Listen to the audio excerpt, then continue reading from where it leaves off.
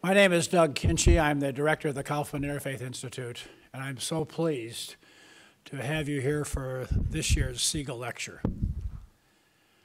The Kaufman Institute was founded to bring not just diversity to our community, because we have diversity and we're having increasing diversity, but to bring an attitude of pluralism and respect and acceptance. Diversity is something that happens, but pluralism and respect and understanding is something you choose to do. And I believe that those of you that are here have chosen to be a part of a community that respects all persons made in God's image. The Kaufman Institute has been working now for a number of years, working in the community. We're increasingly now working on campuses. We have interns now at Calvin College, Aquinas College, Hope College, and Grand Valley State University. We have a number of programs that are going on and out and reaching, involving the next generation in the activities that the community has been involved with now for a number of years. So we welcome you to this evening's event. This evening's event is also part of a bringing together of the Interfaith Dialogue Association, which was started many years ago and was operating separately in Grand Rapids while the program, the Jewish Christian Dialogue, was operating in Muskegon. Well, a few years ago, those two came together. So we're particularly pleased that the Interfaith Dialogue Association is part of the Kaufman Institute, and it was their effort and their initiative that created the Sigal Lectureship. So I'm very pleased to introduce Fred Stella, who is the president of the Interfaith Dialogue Association, to tell us a little bit about Rabbi Sigal and his role in our community as one of the early pioneers in interfaith. Fred? Thank you, Doug. We are here tonight honoring a true pioneer of the interfaith movement here in Grand Rapids. Rabbi Phillip Sigal came to Grand Rapids in the late 70s, early 80s. He had, unfortunately, a very brief lifetime here before he passed away.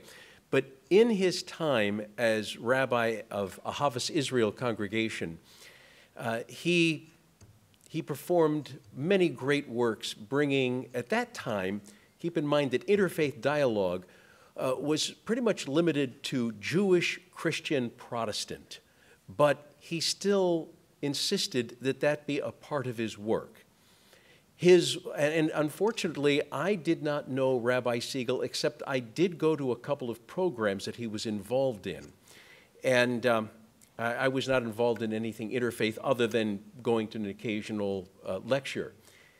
And I do remember one time that I was at the synagogue, and he had a panel, Jewish, Christian, Protestant, and I asked a question.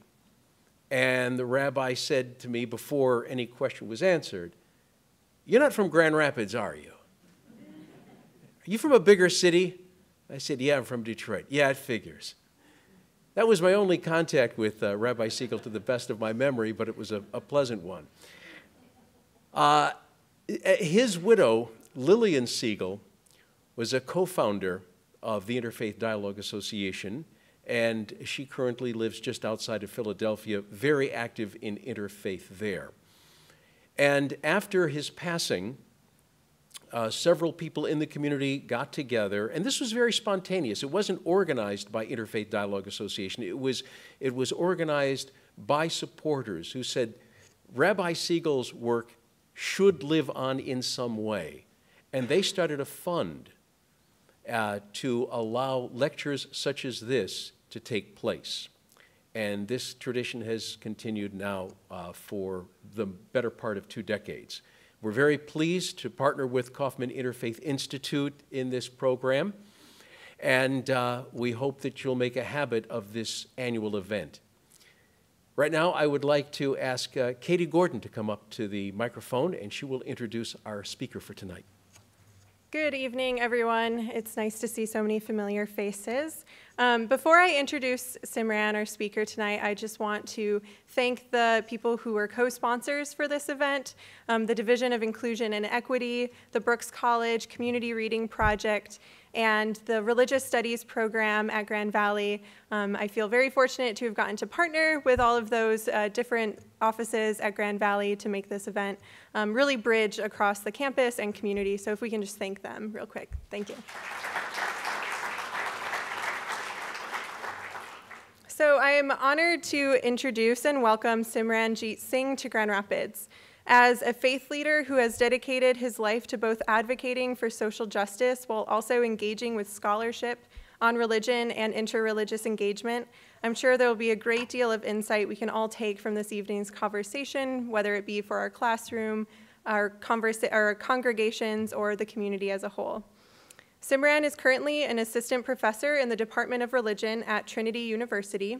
He serves as the Senior Religion Fellow for the Sikh Coalition and is a Truman National Security Fellow for the Truman National Security Project. Recently, he also joined the board of directors for the Religion News Writers Association, and just this week, it was announced that he will be moving to NYU's Center for Religion and Media as a fellow in Religion and International Affairs. Simran holds graduate degrees from Harvard University and Columbia University and is a prolific writer who contributes frequently to various news outlets and digital platforms. His academic expertise focuses on the history of religious communities in South Asia, and he has taught at Columbia and Trinity University on Buddhist, Hindu, Islamic, and Sikh traditions. Singh's recent scholarship and public engagement examines xenophobia, racial profiling, and hate violence in post-9/11 America. The idea for Simran to come as our Sigal lecturer this year came from something that occurred in Grand Rapids in December 2015, when a Sikh store clerk was profiled and targeted for his assumed identity during a robbery-turned-violent incident. While thankfully the store clerk survived and has since recovered, we knew that as an interfaith community, we needed to explore how to deepen our collective actions in response and in order to prevent such incidents from happening in our community. We live in a country and a time where racial profiling and hate violence, like what happened in Grand Rapids in December 2015, is seemingly occurring more and more across the nation. And Simran's talk tonight will help contextualize that trend, as well as help see how we all, regardless of tradition, have a stake in addressing Islamophobia. So with that in mind, please help me welcome Simran to the podium.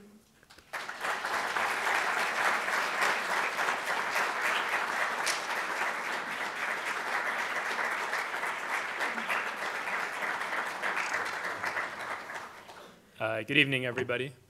Thank you for having me here. You may have noticed I took a sip of water before I came, so you'd clap longer for me. So thank you for that. I want to thank you all for being here, and I'm especially grateful to the students who are here supporting this event in the name of community building. And students, your participation in conversations like these is incredibly important. Your time, your energy, but really allowing yourself to be shaped by conversations of difficult conversations is incredibly important for your formation, and we're grateful to you for that. I also want to express my gratitude for those who helped organize this event. So the Kaufman Interfaith Institute, the Division of Inclusion and Equity, the Religious Studies program, and the Community Reading Project. Thank you for recognizing the importance of what's going on in our country right now and creating a space where we can talk about it and learn from it. For me, what's happening in our nation right now is scary. It's dangerous. It's life-threatening. We are seeing a world that is being increasingly fractured along the lines of religion and race. It is affecting our communities. It's affecting our families. And I think it's as important now as ever to understand what's happening, why it's happening, how it's happening, so that we can start thinking about, well, then how do we deal with these issues? But my sincere belief as a scholar and an activist is that first we need to understand why things are happening in the way that they are before we can come up with solutions. It's like a doctor, right? A doctor first has to understand the root causes before making a diagnosis, and then we prescribe the remedy. That's the approach we need to take. And my basic thesis is that I'll present to you that our understanding of Islamophobia is off a little bit, and we need to revisit what's going on. And that's what I'll try and present to you here today. What I've already learned and what I'm hoping to learn from you all in our conversations has to do with the human experience. There are some deeply troubling developments in our country, and one from among them is the surge of anti-Muslim sentiment. And I won't mince any words here. Hate incidents targeting Muslims are at their highest rate since the immediate aftermath of 9/11. Islamophobic rhetoric from our media, from our politicians, is at the worst I've ever seen in my lifetime. And essentially, what we're seeing in our society today is that an entire group of people, Muslims, are being targeted and marginalized for how they look and what they believe. Now, this goes against our very basic principles as a nation, but it's happening anyway, and we need to take that seriously. The flames of Islamophobia are being fueled in a way that we are not understanding properly, and therefore we are not able to address that properly. Entire lives and families, communities are being destroyed, and we learn of more attacks every single day, from mosque vandalisms and threatening letters to hate speech and violent crimes. So my belief is that we no longer have the luxury or the privilege to simply sit back and condemn hate crimes when they occur. I think that's important, but we have a responsibility as a society to become more proactive, to take a stance, to stand with our Muslim sisters and brothers. So this evening, I aim to play the twin roles of scholar and activist. My simple outlook as a scholar activist is that we must do the rigorous intellectual work of understanding what's happening, and even those of us who sympathize with Muslims in this situation need to push a little bit further. And so I'll draw on perspectives, ideas, and personal experiences that I think will challenge our simplistic understanding of Islamophobia as nothing more than a fear of Islam.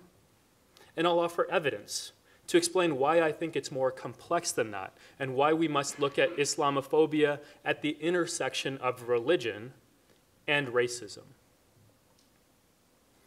I'll illustrate this argument primarily through the experience of the Sikh-American community. And this is the religious community with which I identify. That's partially the reason why I choose this community. My experiences as a Sikh who has faced extreme anti-Muslim sentiment has shaped me as a person from childhood. And it's directed my scholarship. It's directed my activism. It's made me who I am today. And so this is part of the reason I draw from the Sikh-American experience. But I also do so because the unique Sikh identity has long marked us as different, visibly different, in various global contexts. And in modern America, our appearance, typically including the brown skin, the facial hair, the turban, these mark us as what is perceived to be Muslim in modern America. And in many unfortunate incidents, including what happened here in Grand Rapids about a year and a half ago.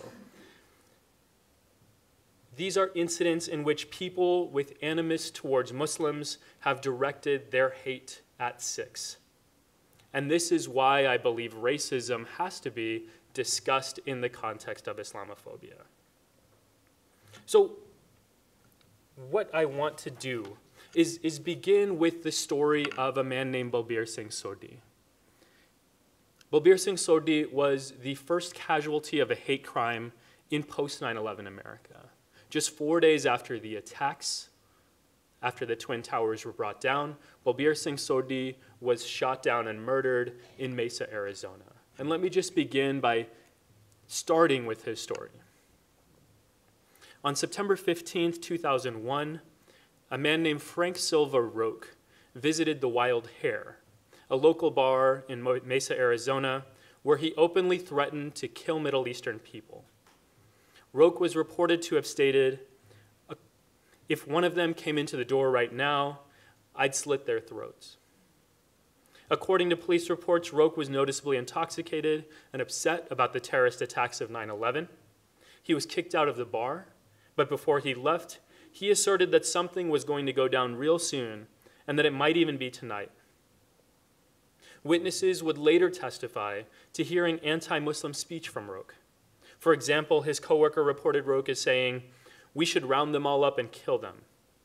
We should kill their children too, because they'll grow up to be like their parents." According to police reports, Frank Roque had told his wife that all Arabs should be shot and that he wanted to slit some Iranian throats. Upon leaving the bar that afternoon, Frank Roque drove his black Chevy S10 to a local Chevron station, where the owner, Balbir Singh Sodhi, was outside, working with his landscaper, Luis Ledesma. Roque approached Sodhi and Ledesma and aimed his .38 handgun through the open window of the truck. 5 bullets struck Sodhi, killing him instantly. And Balbir Singh Sodhi became the first casualty of a hate crime in post-9/11 America. Now, to this day, more than 15 years later, scholars and journalists continue to characterize the murder of Balbir Singh Sodhi as a case of mistaken identity. They have argued that Sodhi's unique Sikh identity, the turban, the facial hair, his brown skin, led Roque to perceive him as a Muslim and therefore kill him in Islamophobic hate. Now, the notion of mistaken identity implies that while Roque intended to kill a Muslim, he unintentionally targeted a Sikh instead.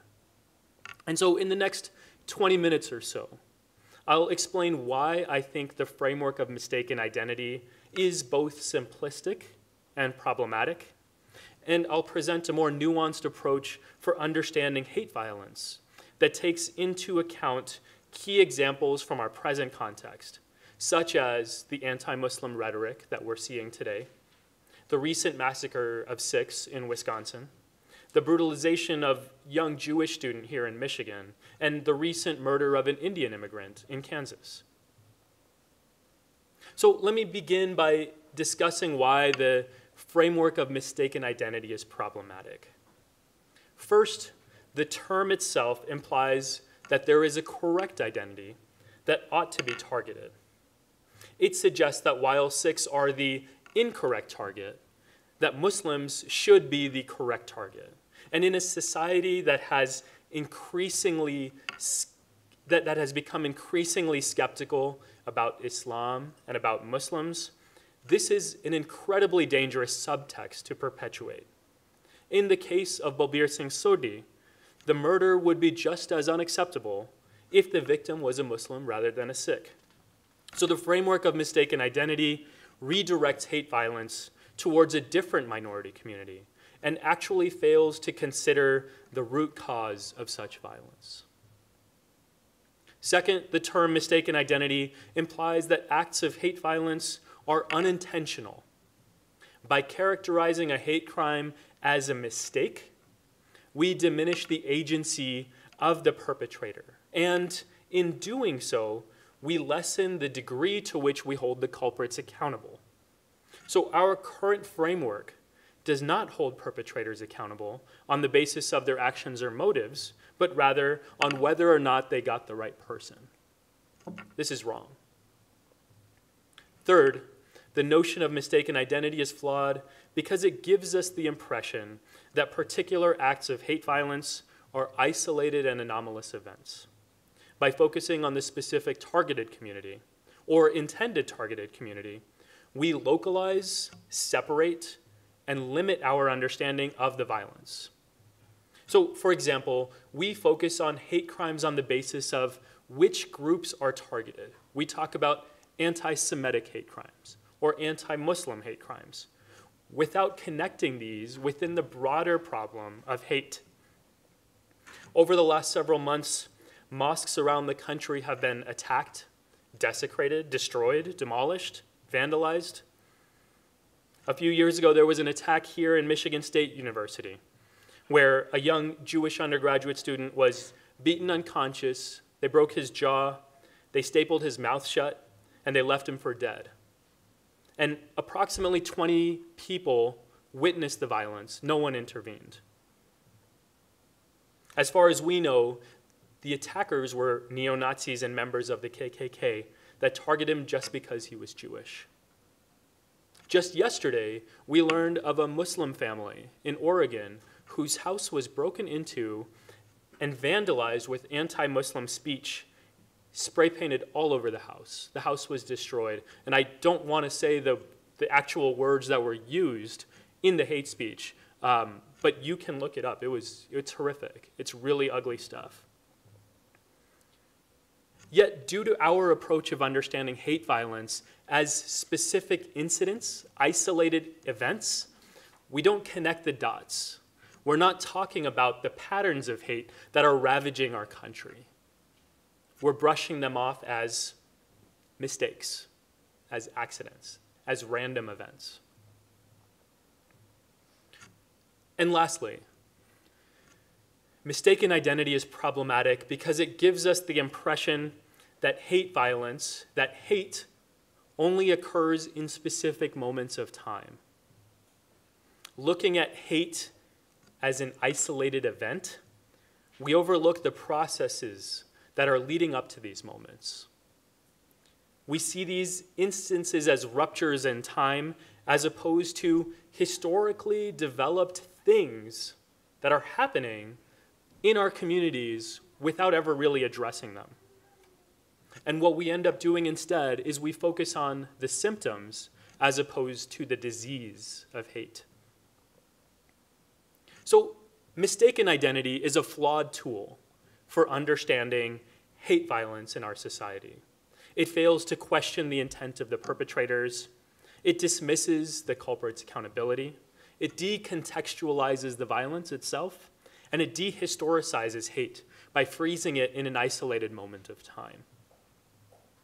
So, in the place of mistaken identity, I want to offer an alternative framework for understanding what's happening with anti-Muslim sentiment here in America. And the framework that I propose is called the racialization of identity. Now, following the attacks of 9/11, our country experienced a rise of backlash, incredible backlash against minority communities. The hate crimes targeted people who resembled the perpetrators. Not the perpetrators themselves, but anybody who looked like they might have an affiliation with them.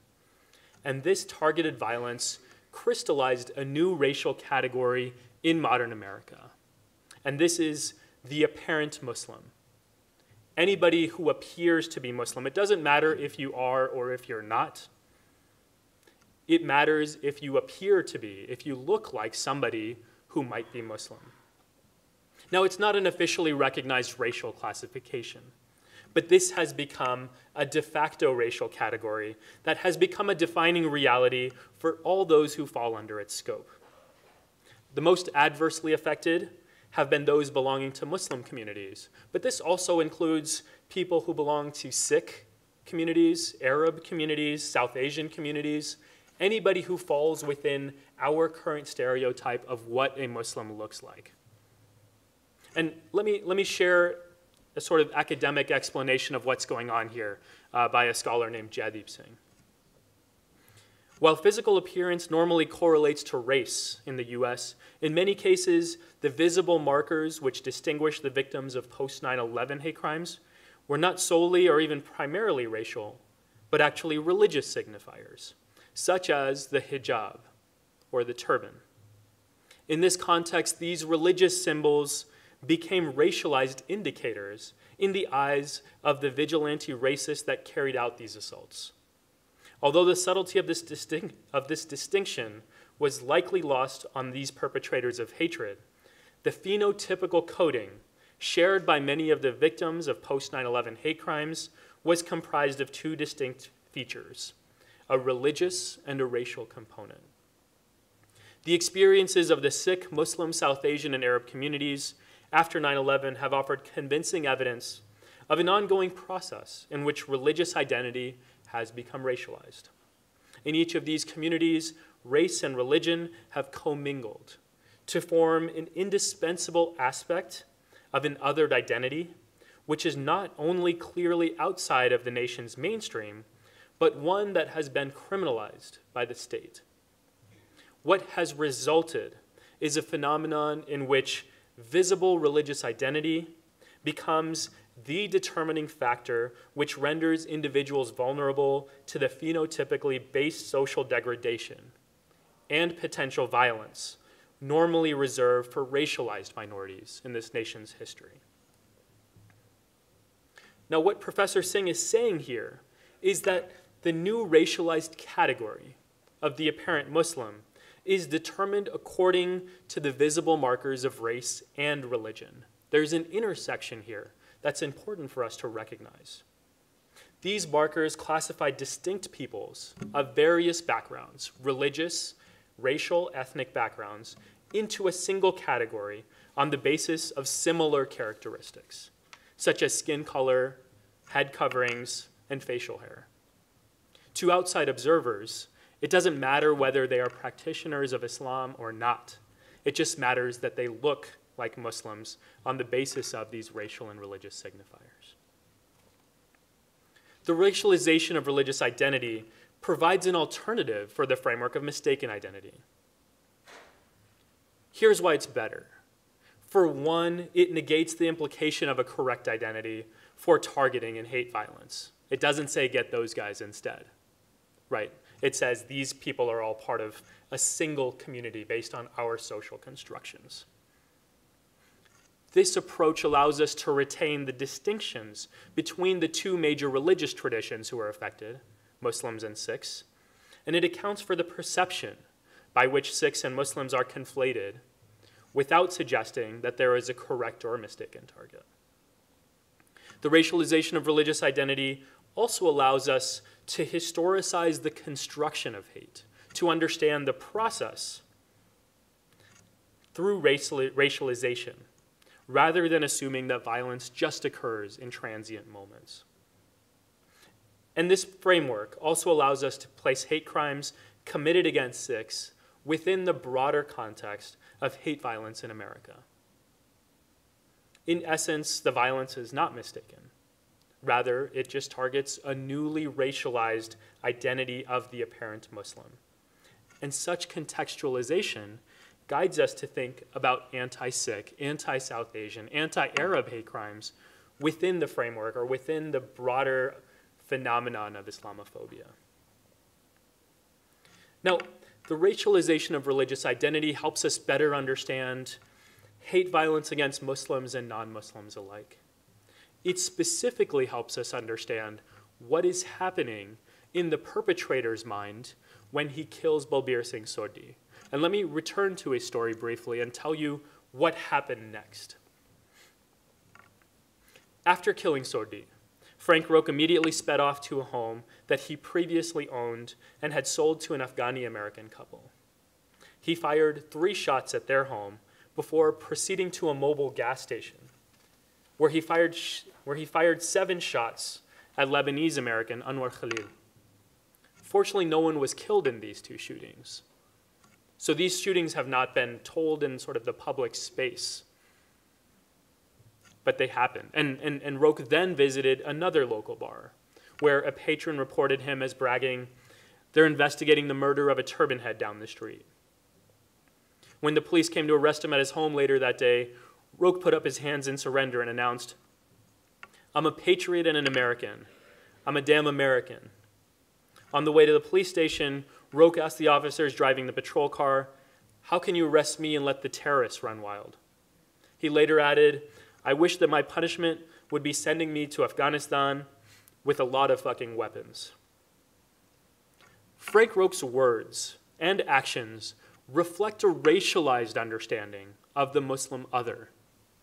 The words and epithets he used to describe his targets were not limited to practitioners of Islam, but instead they fit the broader profile of the apparent Muslim. In his words, Arabs, ragheads, terrorists, Middle Eastern, Iranians, turban heads, Afghanistan. These are ethnic, religious, national signifiers.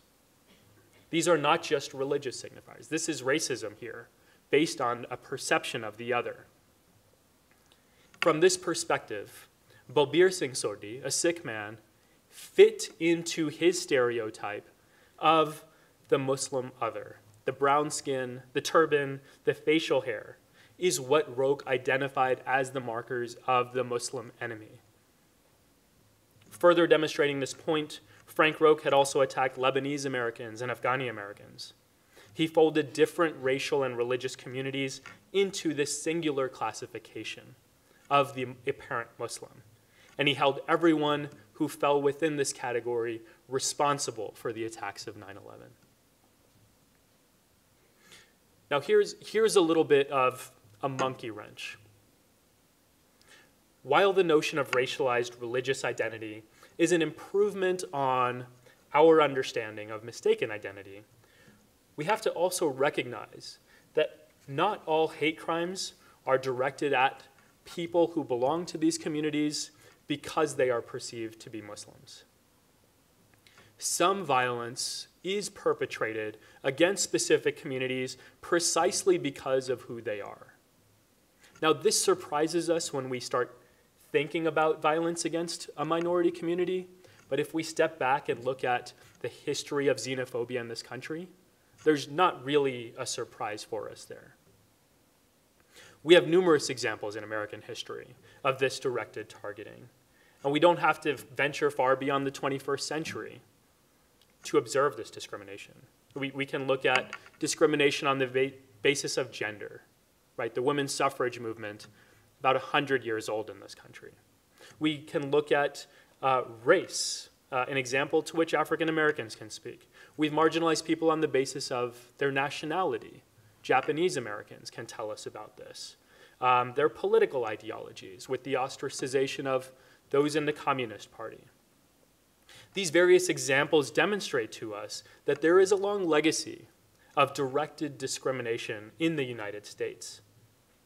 And these examples also call attention to what can happen if we don't intervene now.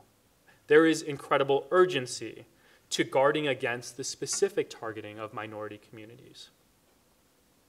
So with this in mind, it becomes clear that by assuming every instance of anti-Sikh violence as an instance of anti-Muslim violence is problematic, because we end up overlooking the possibility and the reality that hate crimes against Sikhs are also intentional and targeted in some instances.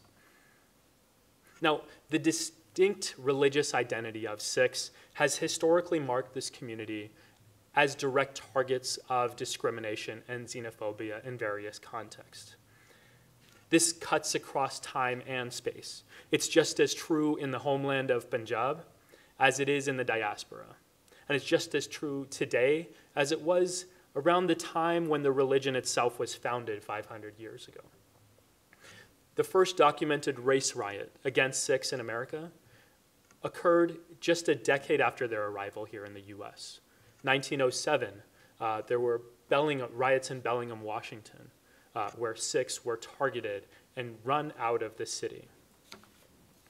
So the legacy of anti-Sikh violence here in America itself tells us that anti-Sikh sentiment is not exclusively tied to the rise of Islamophobia. A recent example of anti-Sikh violence that occurred nearby here took place on August 5th of 2012. A neo-Nazi entered a gurdwara in Oak Creek, Wisconsin, and he opened fire on the congregation. And at the time, there was no information about the attacker, why he was attacking, what his intentions were. We didn't know at the time that the shooter was linked to neo-Nazi and white supremacist groups. But immediately, the media started reporting on the violence as a case of mistaken identity, as violence that was intended for Muslims, without any sort of evidence to explain why. And I just sort of want to point to the immediate tendency we have to ascribe motives to people when we don't really know what's in their minds. In this case, the shooter, an Army veteran, Wade Michael Page, took 6 lives, 6 Sikh lives. He killed 6 people before he was killed. And this story made national media attention. It was the first time in Sikh-American history, in over a century, that the Sikh community was thrust into the limelight. And it was put in this position through the shooting, and it was framed as an instance of mistaken identity. The truth of the matter is, we have actually never understood or found the motive of the shooter. We don't know if he was attacking Muslims. And I think it's important for us to try and understand that and call that out. So I went into neo-Nazi message boards that Wade Michael Page was known to frequent, looking for what he might have been reading that pushed him to commit this violence. And I was interested to find that there was very direct language that was targeting Sikhs through xenophobia, not through Islamophobia.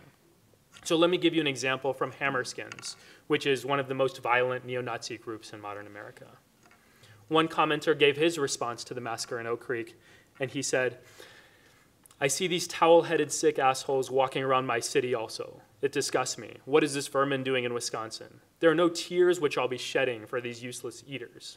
Apparently, President King Sotero expressed his grief about this and mentioned how Sikhs have enriched us so greatly with their religion and culture, whatever that is. Now, this quotation demonstrates that violence against Sikhs may not simply be misguided attacks on Muslims. There is animus, and this is important for us to recognize. Since 9/11 in particular, hate crimes committed against Sikhs have been interpreted by the government, by experts, by the media, as nothing more than mistaken identity. And this overlooks the possibility and the reality that people in this country target minorities because they're different. Now, if examined critically, a number of developments since the August 5th shooting in Wisconsin would suggest that the Sikh community might be a specific target. So, for example, Page has been linked to another murder of Sikhs, 2 elderly Sikh gentlemen who were shot and killed in Elk Grove, California in 2011. And another example, after several days of media attention in Wisconsin, much of which focused on distinguishing between Sikhs and Muslims, a member of the Oak Creek Gurdwara reported that a truck pulled up to his car at an intersection, and a white male pointed his arms at him, pretended to fire a gun 6 times, and said, "We're going to kill all of you." Then, just 10 days later, after the shooting, another member of the Oak Creek Gurdwara, that same community, 56-year-old Dalbir Singh, was shot and killed in a local convenience store where he worked. Now, we don't have any certainty with regard to the motives in these cases, but we need to recognize that the Sikh community is targeted in hate violence, just like these other communities. At the time, official statistics of hate-related violence collected by the FBI did not document these different types of violence with a single category. There was no category in a hate crime form that recognized anti-Sikh hate. And generating a framework more nuanced than mistaken identity would allow us to correct this negligence. So analysis along these lines would include evaluation of commentary such as that on Vanguard News Network, one of the most highly frequented white supremacist websites. One of the top neo-Nazi leaders, Alex Linder, he evidences particularly anti-Sikh sentiments. Take your dead and go back to India and dump their ashes in the Ganges, Sikhs. You don't belong here in this country my ancestors fought to found and deeded to me and mine, their posterity. Even if you came here legally, and even if you haven't done anything wrong personally, go home, Sikhs. Go home to India where you belong. This is not your clique. This is not your country. It belongs to white men. This statement was written about 4 years ago in 2012. And the phenomenon of white nationalism is only increasing, not just here in the US, but globally. Ethno-nationalism has taken a new form, and it is incredibly important for us to recognize that the violence against minority communities in this country is not a mistake, it is not an accident, and it is not simply on the basis of ignorance. There is real animus out there that we need to address. And my own experiences confirm this, right, in a smaller sample size. And I'll just give you a simple example. When I was a kid in elementary school, my mom would come in and talk to my classmates about our cultural heritage. So she would talk about how they immigrated from Punjab. We would have good food. She would tie my turban, and the students would learn about my tradition, and then the next day the bullying would start all over again. Right? It's not just an issue of ignorance and education, and as long as we keep telling ourselves that, we will not fully understand what's happening in our country, and we won't ever address the root causes. So this is critically important.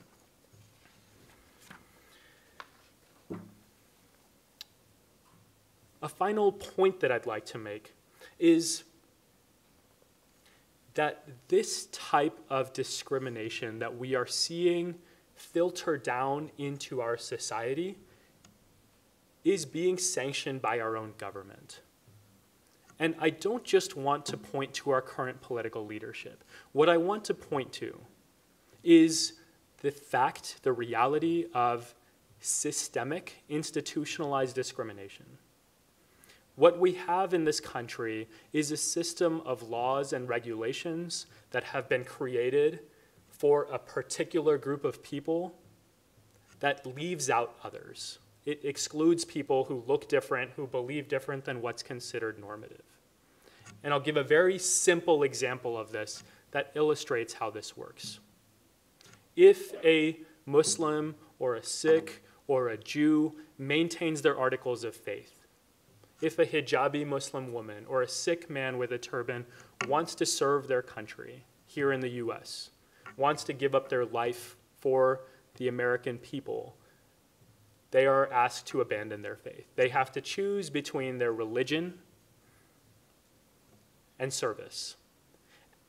And these laws are based on an understanding of normativity that does not take into account different religious expressions. And so what we have to do as a society is turn around, right, reflect, recognize the increasing diversity in our world, and think about what are our standards, what are our norms, and what are we willing to adopt or change so that people who come from other traditions can be included, can feel welcomed.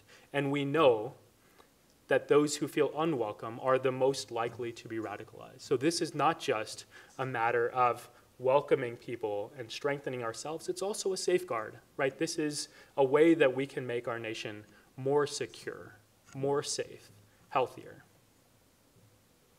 So with that, I just want to close by summarizing the basic argument of what I've presented here. I believe that we need to abandon the notion of mistaken identity and move to a more nuanced understanding of hate generally, but Islamophobia particularly. The existing frameworks that we have fail to account for the intention of the perpetrator. It implies that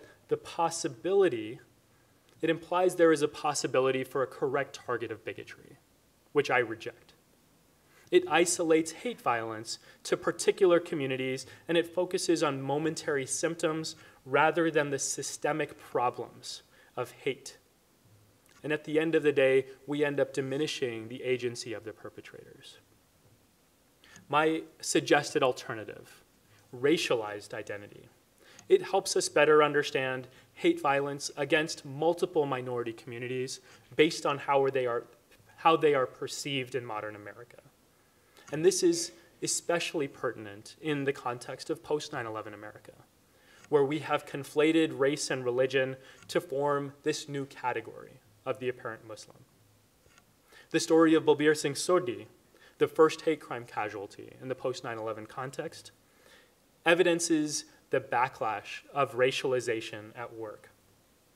Now, in addition to repositing the notion of mistaken identity as racialization of religious identity, I've also argued against the uncritical application of such frameworks so that we account for the possibility and the reality that sometimes hate violence targets people because people hate them. So we have sufficient evidence to recognize that not every act of anti-Sikh violence targets Muslims or is intended for Muslims. And this type of targeting does not discriminate between men or women or children. Given the recent attacks on minority religious communities here in this country, we really need to think about hate violence more carefully. A simple case study of hate crimes targeting Sikhs demonstrates the need for more critical, nuanced, and precise engagement for understanding the problem of Islamophobia in modern America. The plague of hate is ravaging our nation, and it's time that we treat it with the seriousness and with the urgency that it deserves, because until and unless we do so, we'll continue to become weaker as a nation. So this is what we have to do in order to become stronger. Thank you.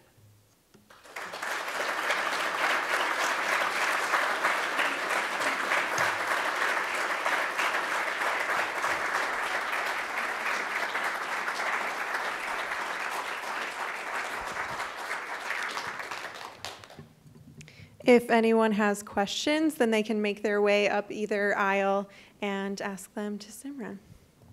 What reason has been given by the military service for asking Sikhs to give up their religion? I mean, clearly, many different religions are represented. Why would the Sikhs of all religions be asked to give their religion up?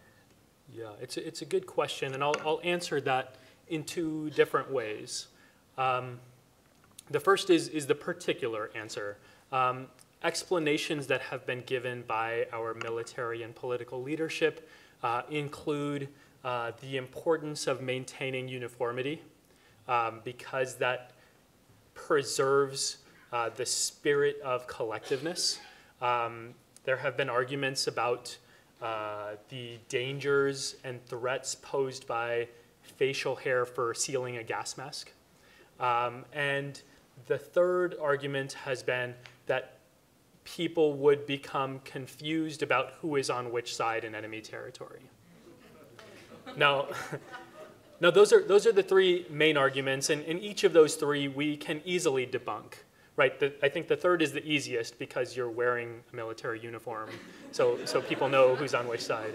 The gas mask seal has not been an issue for a number of years because there have been gas masks that have been developed to work with facial hair.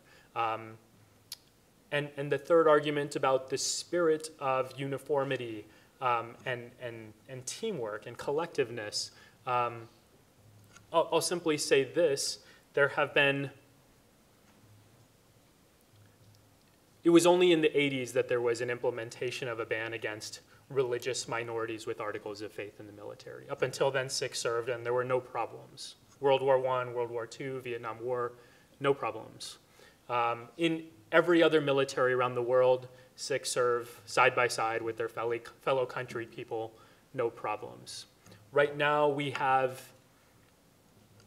about 15 Sikhs who have received exceptions to this rule, have been serving in the US military, no problems.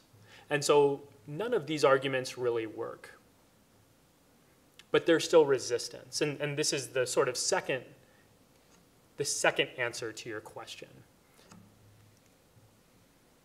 Smart people can rationalize anything. And in our history, and in the history of racism, racism has always been rationalized by smart people and institutionalized by smart people. So if we think about the rhetoric around slavery and how black people in this country were perceived. If we think about anti-Semitism and the justifications for the Holocaust, there is a process of dehumanization that occurs, and then justifications, propaganda that is presented as this is why this won't work. Or, as we're seeing in the case of Muslims today, this is why we need to be scared of these people. These aren't dumb people, right, who are making these arguments. They're very smart and powerful people. And this is how racism becomes institutionalized. In the case of the military, it is the largest employer in the world. It is a government institution. And anything the military does then is sanctioning what the rest of the country can do. So if the military continues to discriminate against religious minorities in the workplace, then our workplace discrimination laws don't really have much standing, because any other employer in this country can point to the military and say, that's our government, that's the largest employer in the world, and they do it, so we can too. So this is really an issue of systemic institutionalized discrimination. And so I'm not up here saying I agree with what our military does, or that I would join the military if I had the right to, but what I'm saying is people should have that right if they want to, and they shouldn't be discriminated against by their religious identity. But somehow that has become institutionalized, and we need to push against that so that we preserve what we really believe in, religious freedom. Could you name some additional systemic issues of racism and hatred in this country? Sure, I can do so in in different ways. I can talk about, first thing that comes to mind is the Muslim ban, the new executive order on immigration that directly targets Muslims. I can talk about the way that we are discussing the refugee situation, the largest humanitarian crisis of our lifetimes, but we're not dealing with Syrian refugees because we're scared of Muslims. I can talk about, so there's like the heavy stuff that's that's sad. More subtle things. TSA, thank you. I see someone with a turban said that, so so anytime one of us walks through airport security, we are airport security, we are subjected to additional screening, we're set aside. And let me just sort of explain why this matters, right? So many people say that's a small price to pay for our security. The people who say that don't recognize that the price we're paying is not just me standing on the side for 30 seconds and getting an additional screening. The price we're really paying is everybody else who walks through that line is having a stereotype perpetuated that, hey, you should be scared of that woman because she wears a hijab. The other cost that's really coming out of that is the humiliation that that person feels makes them feel less human, makes them feel less connected to their communities, right? And that is how radicalization happens. And I'm not saying that everybody who's subjected to this becomes radicalized, but we are contributing to this problem rather than actually addressing it. Another simple example. If a Muslim woman wants to play basketball with her hijab, she's not allowed. So this is true for Sikhs with turbans. And growing up, I was big into sports. I was more into soccer than basketball. I had to carry around with me a letter from the United States Soccer Federation that my mom had to get for me so that referees would allow me to play. My younger brother was the first Sikh to play college basketball in the NCAA. He had to carry a letter around with him everywhere he went. And let me just sort of point out what this does, right? In those situations where I had a confrontation with the referee who wasn't allowing me to play, and then my coach intervened, and then my team threatened to boycott, the fans who were watching would often see that. And then guess what happened during the games? We would get racial slurs thrown at us while we were playing. So this institutionalized racism gives a green light to everybody who sees it, right? Everybody who sees a Muslim woman being profiled at airport security then gets the message that, hey, our government says that's okay, so why can't we do that? Or why shouldn't we do that? And that's how these messages are being passed down, not just to our communities, but to our kids. Yes, please. Is it your contention that things are worse now? Because I think if you look at the history in the United States, from the genocide of Native Americans, all through our history, this has been going on. Do you think things are worse now? I don't think they are. It's my contention that things are worse now for Muslim Americans than they have been during my lifetime. I think that's enough. That's as much as I can say. I wouldn't compare what's happening now with Muslims to perhaps, right, the genocide of Native Americans, right? That's different and on a different scale. Exactly. Right, or Irish Catholics, or, right. Yeah, and you know, as a historian, I'm very skeptical of getting into comparisons of situations like this over time, because part of what's happening now is we have a lot more access to information than we ever have. But we also have an entire system of disinformation in a way that we haven't seen before. And so there's all sorts of different factors that are playing into this, right? We live in a more globalized world, and so our connectivity to other countries like Yemen, right, is different than it's ever been. And so I don't make the comparative argument, really. I think that's a tough one to make. But I will say that it's worse for Muslim Americans and those perceived to be Muslim than any time we've seen in the last 30 years, including after 9/11. So do you have any ideas or steps for what we can do locally to make a difference in our neighborhoods? Sure. Yeah, that's a great question. And if you don't mind, I'll come back to that after finishing up a thought that just came to my mind from the last question. One of the major shifts, and this is one of the reasons why I believe things are worse now than they were after 9/11. One reason is that we have empirical evidence for that. We can quantify the number of hate incidents that have been reported, and they are far more now than they were immediately after 9/11. So that's one piece of it. But there's another piece of it that I've been noticing recently that is a shift in our discourse in a way. Okay, let me say it this way. After 9/11, in the immediate aftermath of 9/11, we as a society and our political leaders at least had the decency to disguise their anti-Muslim feelings with code words. So at that time, we used the word terrorist to talk about Muslims. The racial slurs that I experienced, and I'm guessing others in this room heard, I would be called terrorist, but also bin Laden, Al-Qaeda, Taliban, things like that. Now, what I've noticed from our political rhetoric, from our media, but also from my own experiences, is that Muslim has become a racial slur in a way that I've never seen it before. So, right, I think you can sort of reflect on what you've been hearing from our politicians and our media to recognize that argument. Let me just tell you a couple of instances that have happened to me in the last few months. On Monday night, I was leaving a Spurs game in San Antonio, and a man stopped my father and me. We were walking to our car in the parking lot, and he just stopped and he yelled, "Hey, everybody stop, look, I see some fucking Muslims."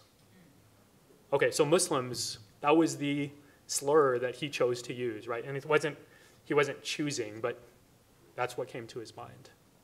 Another incident, I was running the New York City Marathon in November, and I reached around mile 10, I was in Brooklyn, I reached for water at a water station, and the woman pulled back her cup and called me a filthy Muslim.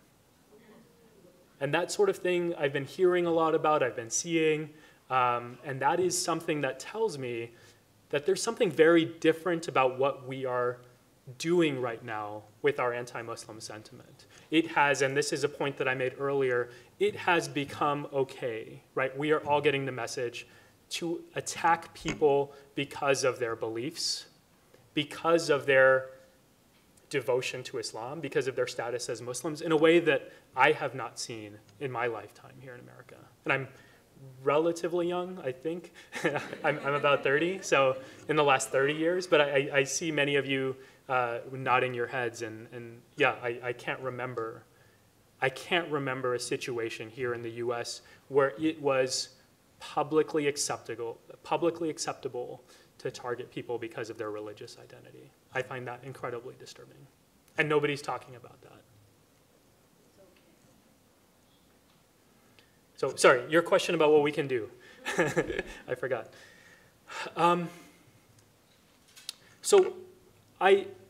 This is where the nerd in me comes out, that I believe sincerely that we first have to understand what's going on before we can address it. And so I think this is where education really is critical, and why I'm so appreciative to the students who came out today, because we can't deal with this stuff if we don't know about it. And if we can't know about it until we either spend the time learning about it by listening to people or researching ourselves. And so here's what I would propose. This is an introduction. It's a taste of understanding what's going on. But I would urge you to spend some time listening to your friends and neighbors, people in your community, and understanding what their experiences are like. I'm guessing that many of you in this room don't or haven't thought about how Muslims feel day to day when they're at the grocery store or when they're walking around campus or something like that. And these are things you should know. I think that's step one, is really just listening and learning. I think there's another side to that coin, and this is the ugly side. I think we really need to understand the mentality of those who hate. And it's easy to say that they're just misinformed. I think we really, as a nation, do not understand what's happening with white nationalism, with white supremacy. But white nationalism is, I think, the real emergent, scary problem. And so I would say, spend some time learning about the alt-right. This is something that I've just started doing.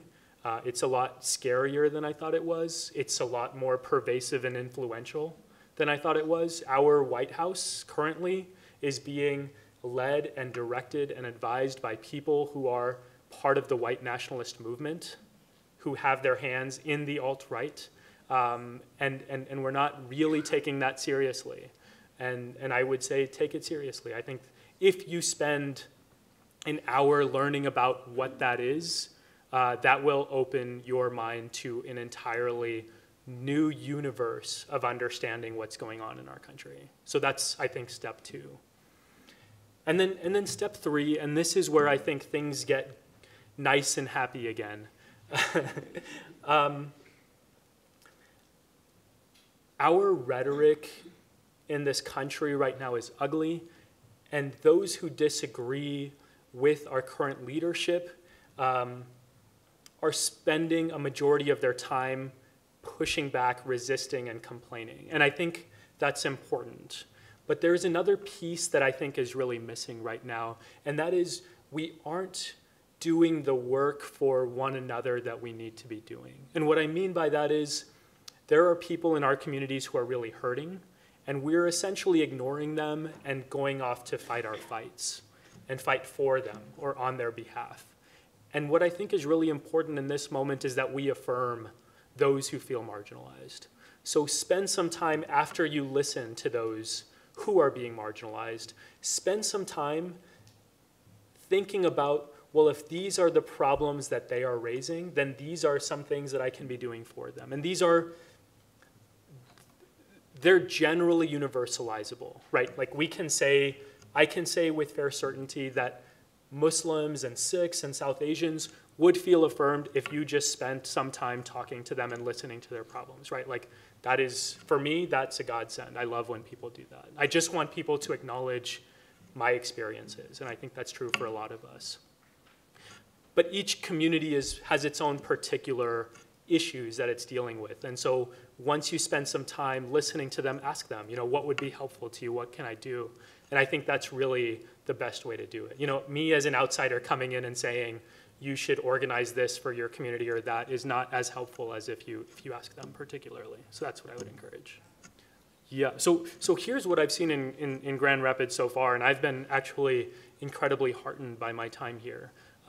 There is work that's being done here across communities in a way that I haven't really seen elsewhere.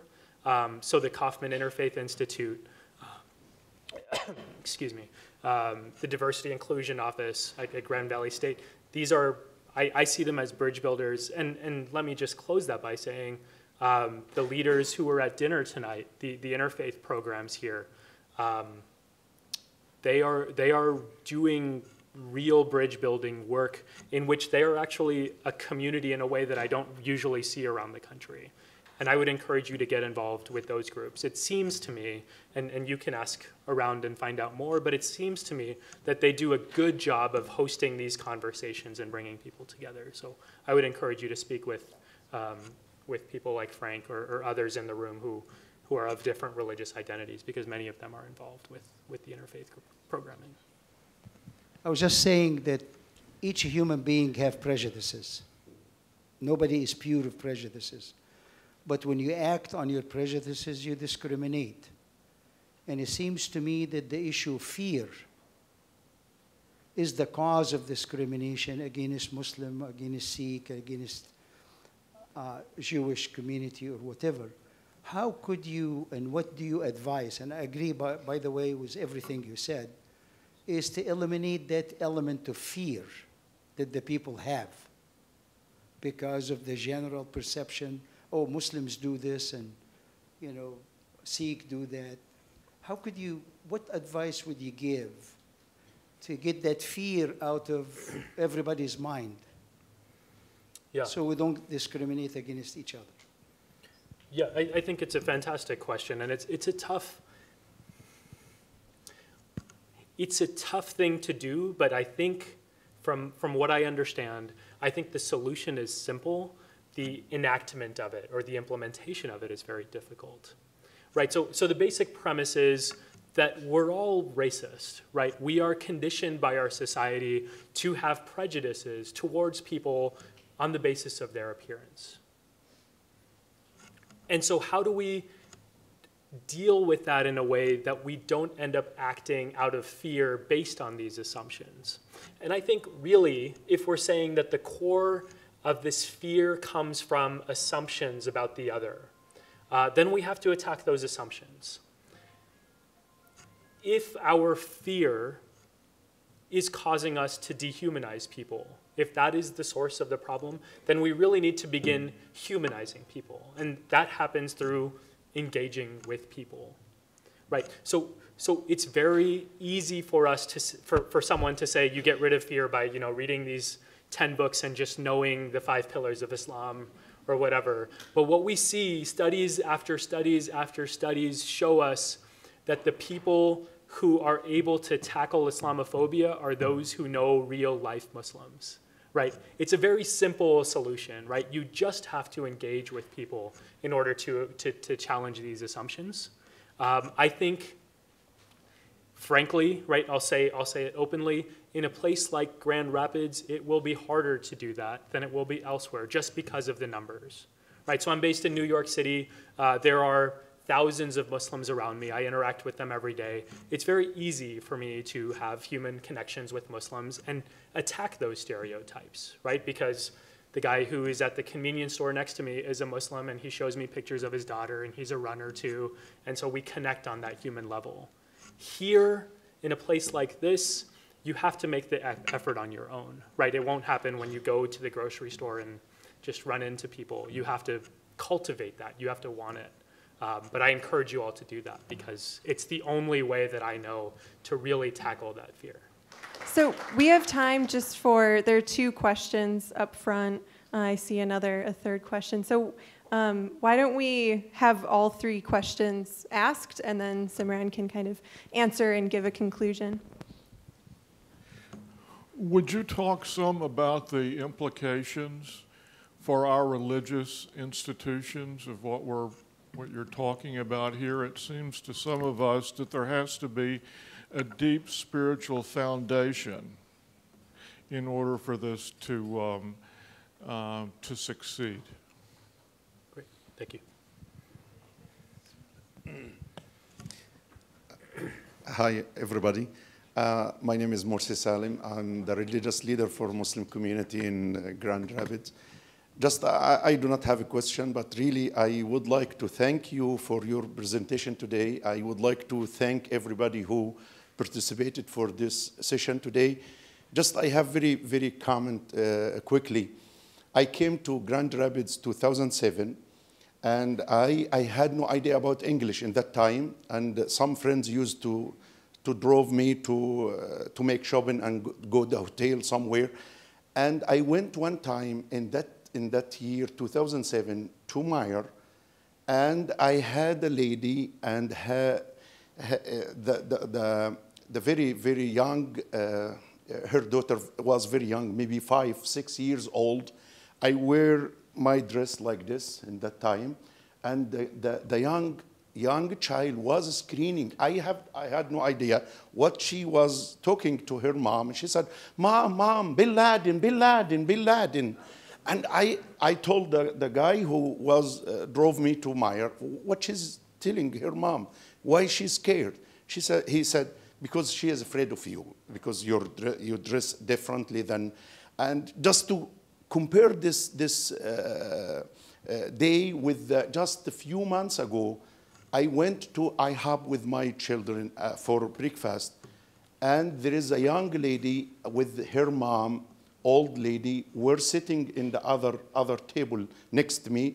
I enter, and we make our order, and she was looking at me very weird. I didn't say anything to her, but in the end, she left the restaurant, and she came back again for 2-3 minutes. I was surprised, and I have two boys, and I was surprised. Maybe she has a plan to do something against us because we look different, and she left again. And I asked the waitress to bring my check, and she said, Sir, I'm so sorry, I would love to bring the check for you, but the lady was next to you, she paid for you. Can you imagine, after 10 years, just I would like to prove something here in Grand Rapids, especially in West Michigan. What you're talking about, it's true, 100%. People here are very kind, very nice. I heard a lot of bad stories. I never met anyone here in West Michigan. I wish to see somebody just to prove why we have to fight. There is no purpose for that. Just God gave us good opportunity of life. We have to live it in very nice way and take advantage of what God gave us. Thank you so much again for your presentation. And I would like to thank everybody who participated tonight, because this is our way for change. And we will make America is a greater country in the world. Thank you so much. Yes.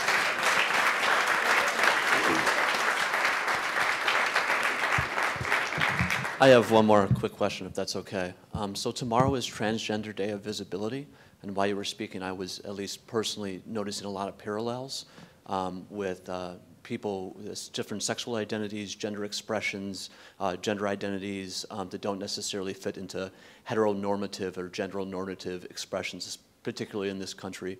Can you speak to anything that you may see through your studies and research that parallels to what you spoke to tonight with those communities? Sure. Thank you. Great.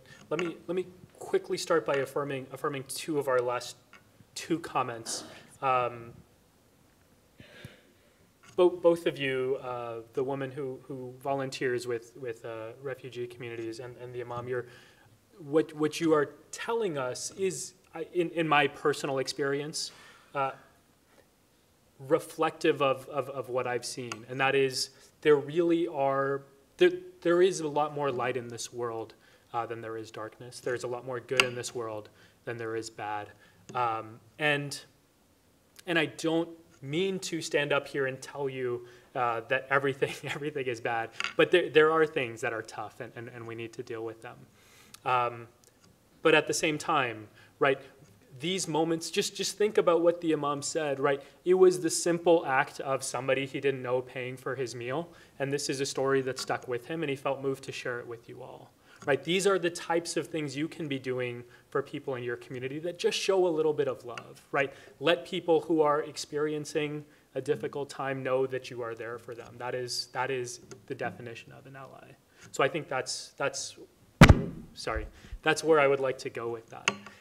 In terms of your question about what happens with our spiritual communities, there are two ways in which I want to answer that question. One is that we can look at religion as one of the most destructive forces in our world, right? We have a long history in our world. We can think about anything from ISIS to the Crusades, to the Holocaust, in which religion is used to justify destruction. But we can also look at the history of religion as one of the most powerful forces of love in our world. And we can look at things like art and poetry and beauty, but also humanitarian aid, largely led by religious institutions. The refugee situation, which I mentioned is the greatest humanitarian crisis that we have seen, is largely being addressed by religious institutions. And so I think your question there is, well, what do we do? What is the role of our religious institutions? That's part of it, right? Our religious institutions have often, various religious backgrounds, have often been the first to pave the way in these situations. Now, there's another way in which I want to address your question, and I don't think it's what you intended, but I'll just sort of manipulate it so I can serve my own purposes. And that is